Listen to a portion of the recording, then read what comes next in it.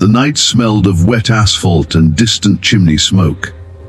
Daniel Miller pulled his worn coat tighter. Rusty, his faithful dog, padding close. They hadn't eaten in a day. The last scrap of bread had been split between them. Hunger gnawed at him, but he kept moving, eyes scoring alleyways and trash bins for anything that might fill their bellies. Rusty sniffed the air and gave a quiet alert. Ahead, a car sat at the curb with its door hanging open and its headlights dimmed. Smoke curled from under the hood, and the windshield was spider-webbed with cracks. Something about the scene made Daniel's heart lurch. He approached carefully and saw her in the driver's seat. A woman in a dark uniform, slumped and barely breathing, a badge smeared with blood. He froze, torn. Police were not allies in his world, and yet the sight of someone helpless erased the caution in him. Rusty pawed at the ground, urging him on. Daniel moved closer. "Ma'am, can you hear me?" he whispered. Her reply was a rasp, a single faint but clear plea. Help. He had nothing, no phone, no money, no immediate way to call for an ambulance. Just his hands, his dog, and what scraps of first aid knowledge he'd remembered from a shelter pamphlet. He ripped his coat into strips and bound the wound near her shoulder as best he could. The woman grimaced but didn't pull away. "Stay with me," he said, steadying his voice against the pounding in his chest.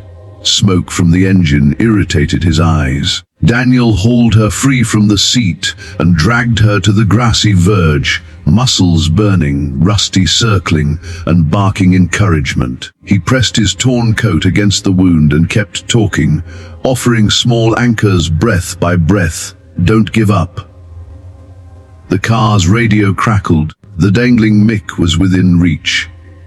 Desperate, Daniel grabbed it and, despite having no authority, keyed it. "There's an officer down near 12th and Main. She needs help now," he said.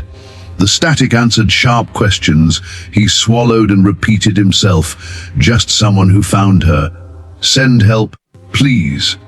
A rain moved in, first a drizzle, then a steady sheet that turned the street into silver. The minutes stretched. Daniel hunched over the woman, shielding her with his body against the cold and the storm. Rusty leaned in, warm and steady. In the distance, sirens rose, red and blue cutting through the wet night.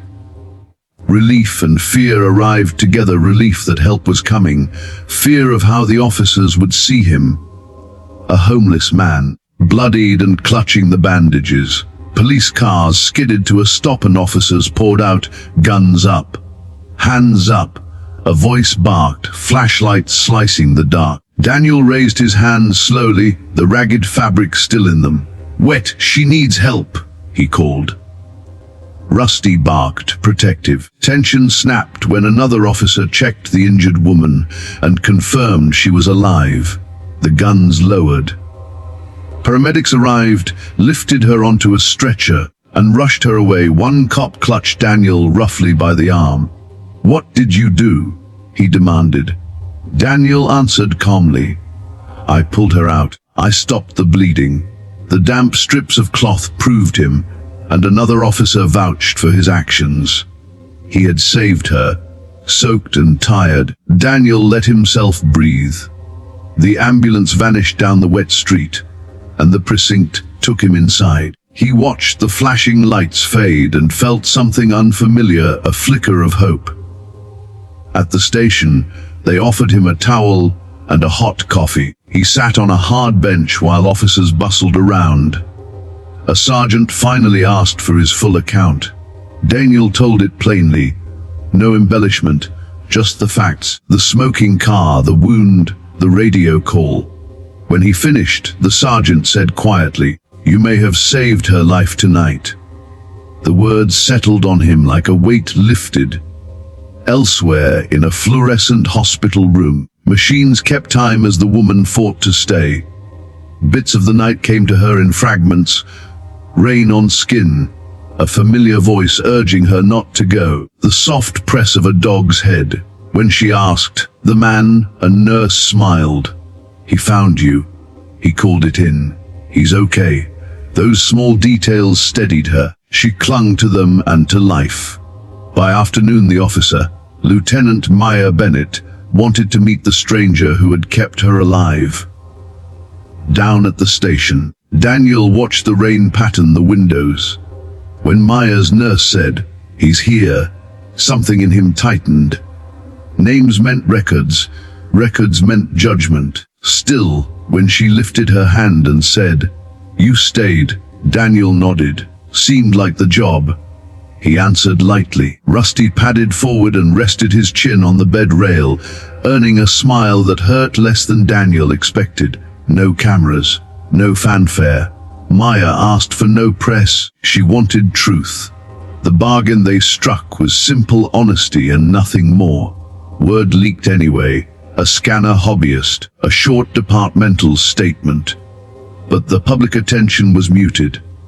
Daniel returned to his quiet life at the shelter and to small tasks around the precinct, lugging carts, fixing squeaks and stubborn hinges. He wasn't chasing gratitude, he just wanted to be useful. Yet the station staff began to notice the man who quietly made things run smoother.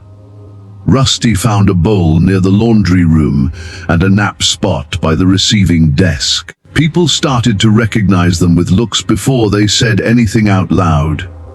Maya recovered slowly under medical care. When she could sit up, she wanted to know about Daniel. He told her how a lost job, a missed rent, and a phone that died had stripped his life down to walking. He told her simply that someone once found him under a bridge and decided he belonged to the world again. "What do you want?" she asked. He glanced at Rusty. "A door that opens without a fight. Work that doesn't lie. A bowl for this dog." It was not pity she offered him, but Steps ID replacement. A dog-friendly shelter, a short contract to do maintenance work at the precinct. Bureaucracy would follow, patient and slow, but for once it moved toward him instead of past him. The small interventions were practical and arranged with a quiet efficiency. A caseworker with a C-scarf, signatures on forms, a microchip check that came up empty, and then a name stamped on a tag. The precinct pinned a small, unofficial collar to Rusty, a gesture that suited the dog's proud indifference. Daniel took a job checking the hospital facilities, tightening loose bolts and unjamming a temperamental dryer. Little victories piled up. He ate better. He slept on a real bed. He learned the rhythm of a place that didn't treat him like an intrusion. Then an invitation came that surprised him. Help teach at the Saturday clinic. Maya was starting for basic first aid. No ID required, just hands willing to learn. Daniel taught compressions on a battered mannequin with the steady voice of someone who'd practiced not to panic. "It's not heroics," he told the class. "It's staying. Press, count, breathe." Rusty made his rounds, easing fearful hands and collecting scraps of courage like currency. Attendance grew from 10 to 22, then more. The clinic patched more than wounds.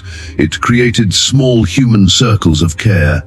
The city did not become a miracle overnight, but it became easier to live in. Daniel's duties at the precinct turned into a predictable paycheck and, with it, a new set of tiny freedoms. He fixed things that people relied on without advertising himself. Neighbors began to ask him favors. Sign for a package, fix a squeaky hinge, and those requests knitted him into ordinary days. Once, he paused beneath the municipal tree and touched its trunk as if reporting back to an old friend. "We got here." Rusty sat like a dog who knows when reverence is due. Paperwork eventually became a different kind of record. A letter offering him months of steady work, cover for Rusty's care, and a path out of the street. He signed with hands that felt both tentative and decisive, like someone testing whether a future would hold. On payday, he folded the stub and tucked it in a drawer as proof that he could belong. Maya returned to duty with a modest ribbon pinned to her chest. She scanned the crowd for the man who'd saved her and found him leaning where the noise softened. They exchanged a nod that carried a world.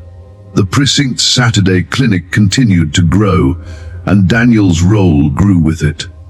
He taught without sermonizing, answering a recruit who admitted to fear with practical wisdom. Count. Do something. Doing creates the next thing. People brought broken lamps and bruised stories. He fixed what he could and listened to the rest. The clinic's numbers satisfied grant writers. The faces in the chairs filled Daniel's ledger of names. Both forms of accounting mattered. Life still had setbacks. A tool slipped and cut a knuckle. The bakery closed its doors once, and Rusty ate an entire bag of treats. But defeats and reconciliations arrived in equal measure, and forgiveness, from others and from himself, came more easily than before. One night, in the small room with a west-facing window, Daniel reached into a drawer and pulled out the strip of fabric he had used as a tourniquet. He had written 2 words on a scrap of paper and tucked it there. "We stayed," it read. Staying had become the turning point. A quiet philosophy learned in a rainstorm, to remain long enough to matter. He poured Rusty's bowl first, as always, and sipped coffee from a chipped mug while the old radiator knocked itself into a workable rhythm. Outside, the city breathed on. Inside, he did too. The distance between the street and a door that opened for him had narrowed. And in the quieter hours, when obligations thinned and the night cooled, Daniel felt the simple truth he'd once thought impossible, that staying could be the bravest thing of all.